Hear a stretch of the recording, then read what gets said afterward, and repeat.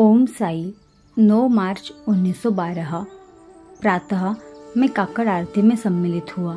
साई महाराज बहुत आनंदित भाव में प्रतीत हो रहे थे।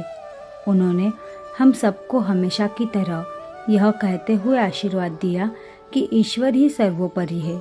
उसके बाद वे मस्जिद में चले गए। मैं वापस आया, प्रार्थना की और पंचदशी की संगत के लिए तैयारी कर ही रहा था कि बम्बई के धानजी शाह आ गए। वह साई साहेब के लिए बहुत बढ़िया फल लाए थे। हमने बैठकर बात की और साई साहेब के बाहर जाते हुए दर्शन किए। हमने अपनी संगत की, परंतु ज़्यादा प्रगति नहीं कर पाए। मैं रोज़ाना की तरह मस्जिद गया। साई साहेब ने 2 चिड़ियों की कहानी सुनाई जो निम्बर की दक्षिण दिशा की ओर ऊंचे स्थान पर बैठी थी। उन्होंने कहा कि चिड़ियों ने वहाँ घोंसला बनाया और वही बैठा करती थी जहाँ वे अभी बैठी थी। मृत्यु ने उनको घेर लिया। वह एक सर्प के रूप में आई जो कि निम्बर पर रेंग कर चढ़ गया और दोनों को निगल गया। चिड़ियों ने पुनः जन्म लिया और अपना घोंसला बिल्कुल उसी स्थान पर बनाया जहाँ वह पहले था, और वे वही बैठती थी जहाँ पहले बैठती थी। साईं बाबा ने कहा कि उन्होंने कभी भी उन्हें हाथ नहीं लगाया और ना ही कभी उनसे बात की। उन्होंने धानजी शाह की पूजा को स्वीकार कर लिया और फूल मालाओं को उससे कई ज़्यादा देर धारण किए रहे जितना कि वह वैसे करते थे। उन्हें फूल पसंद आए और उन्होंने कुछ अंगूर खाए। धानजी शाह स्वाभाविक रूप से मेरे साथ ही ठहरे हैं। भोजन के बाद मैं कुछ देर लेट गया और फिर हमने अपनी पंचदशी की संगत की, या कहे तो उसे आगे बढ़ाया। हमें वह हिस्सा बहुत पसंद आया। सूर्यास्त के समय हमने साई महाराज के उनकी सैर के समय दर्शन किए। वे प्रसन्न चित्त थे, किंतु उन्होंने कहा कि उन्हें ध्वजपट की ज़रूरत नहीं है, उन्हें तो लोग चाहिए। रात्रि में भीष्म ने भजन, स्वामी भाव दिनकर और दासबोध का पाठ किया। बाला साहेब भाटे भी वहाँ आए। 10 मार्च 1912 मैं प्रातः उठा, प्रार्थना की और हमने हमेशा की तरह पंचदशी की संगत की। श्रीमान वामनराव पितले, जिनके पिता बड़ौदा में कार्यरत थे, यहाँ एक दिन ठहर कर अपनी पत्नी के साथ चले गए और मुझसे आग्रह किया कि श्रीमान दीक्षित के लौटने पर मैं विशेष रूप से उनका जिक्र करूं। हमने साईं बाबा के बाहर जाते हुए दर्शन किए और उनके लौटने पर मैं मस्जिद गया। उन्होंने मेरा नाम लेकर मुझे पुकारा और कहा कि उनके पिता बहुत धनवान थे। उन्होंने सभी कल्पनीय स्थानों पर धन गाड़ा हुआ था। जब वे तरुण थे तब एक बार उनका अपने पिता के साथ छोटा सा मनमुटाव हुआ और वे एक स्थान पर चले गए। वह नागफणी की एक चौड़ी और स्थूल बाड़ थी और उन्हें उसके नीचे बहुत बड़ा खजाना मिला। साईं साहेब उस पर बैठ गए और एक बड़े नाग में तब्दील हो गए। वे वहाँ कुछ समय तक बैठे रहे और फिर चलने को प्रवृत्त हुए।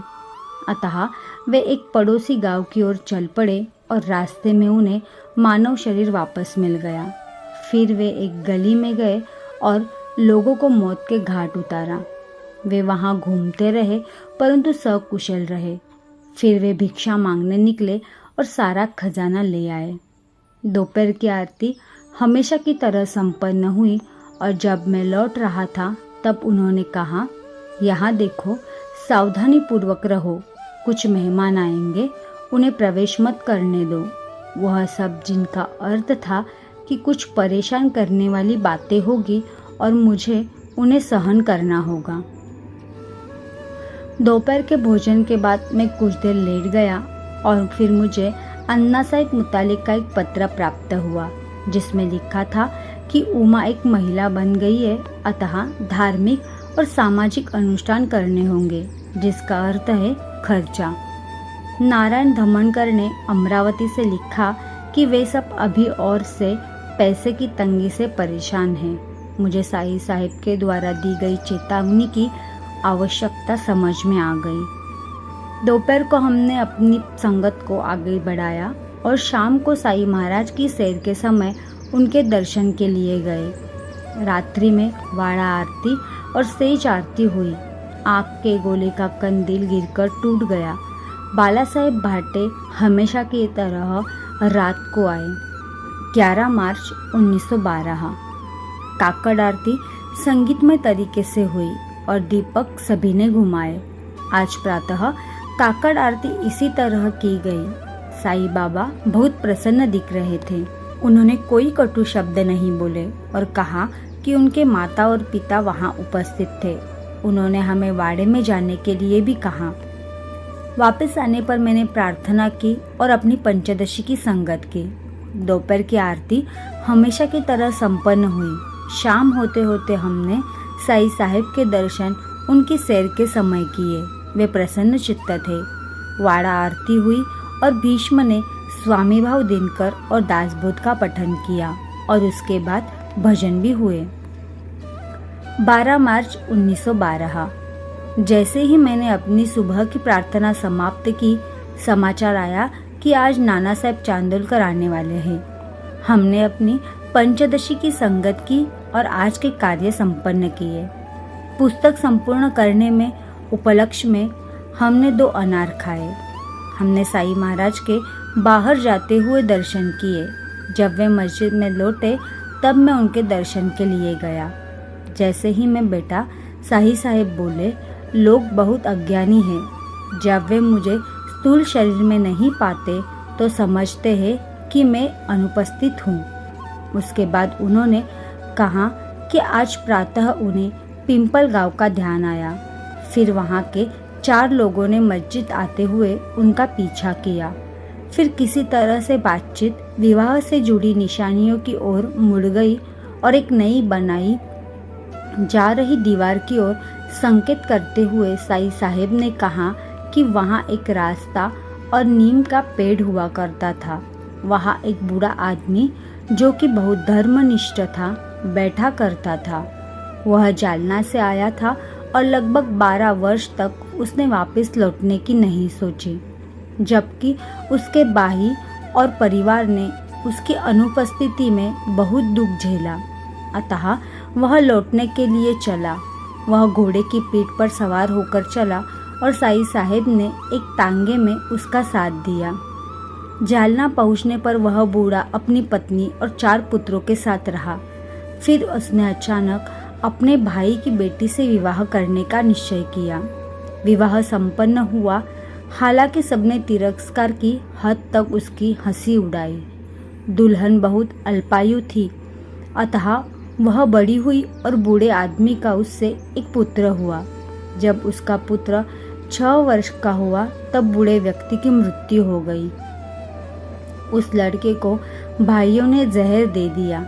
जवान विधवा और शोक संतप्त माँ ने सादा जीवन व्यतीत किया। कभी पुनः विवाह नहीं किया और अतः वे मर गई।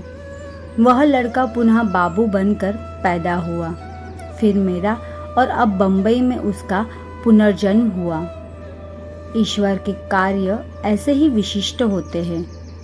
दोपहर की आरती के समय नाना साहब चांदोलकर का परिवार आया और कुछ देर ही बाद वह स्वयं आए। उन्होंने एक भोज का आयोजन किया और दोनों वाड़ों के लोगों को आमंत्रित किया।